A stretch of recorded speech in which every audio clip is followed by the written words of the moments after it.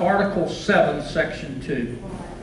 The levy of a new tax, an increase in existing tax, or a repeal of an existing tax exemption shall require the enactment of law by 2/3 of the elected members of each house of the legislature. That has been the law in Louisiana for almost a century. It's not only in the 1974 Constitution, it was also in the 1921 Constitution, and the notes to the 1974 Constitution make it clear that the 74 Constitution was intended to continue the law under the 1921 Constitution. Now, as you know, the legislature received advice on which it acted that our 2/3 vote was not necessary in some instances. The business community, more specifically the Louisiana Chemical Association, has filed suit challenging at least one of those acts of the legislature, HCR 8.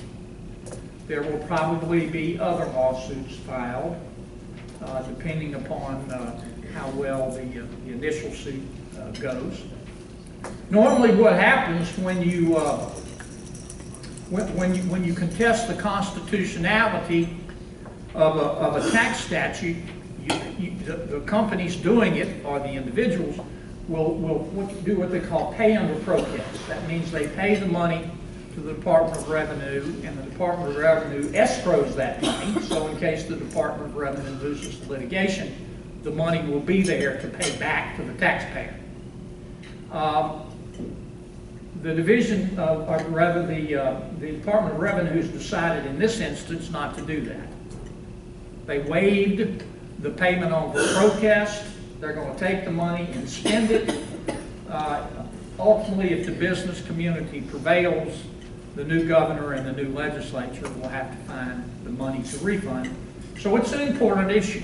And if you go back and look at those records, not just look at the plain language of the Constitution, which I think is pretty clear, but if you go back and look at those records, I think what you'll see is that the delegates, and you have to assume the voters, understood the importance of a 2/3 vote and clearly intended there be a 2/3 vote requirement on using their language on all tax matters, end quote. I'll quote from it. The greatest advantage of the 2/3 rule is in preventing the legislature from enacting tax laws which would place too much of a tax burden on the taxpayer. Accordingly, the 2/3 rule prevents the legislature from passing tax laws too hastily and without serious consideration. That's the policy behind the 2/3 vote. The idea that raising taxes, no matter what you call them, taking money out of people's pocket, is something that government needs to think through carefully. It shouldn't be done hastily. If you're going to do it, there ought to be deep and broad support. You can't just rely on the words of the Constitution. That's the point I'm trying to make. You've got to look at the policy, you've got to look at the debates, you've got to look at the committee records to see what's behind it. Let me give you an example. There's a famous case in Texas. It's called Director of Agriculture and Environment versus Printing Industries Association of Texas. It's a 1980 case. It dealt with the Texas Constitution. Texas used to have a provision in its Constitution that said all printing contracts have to go to the low bidder. All printing contracts in Texas had to go to the low bidder. Well, the Texas Department of Agriculture and Environment decided it could save money by doing the printing in-house. Well, you know what happened. The printers who had the business didn't like that much. So they filed suit. Said, you can't do it. It's unconstitutional. Here it is in the Constitution, big as Dallas.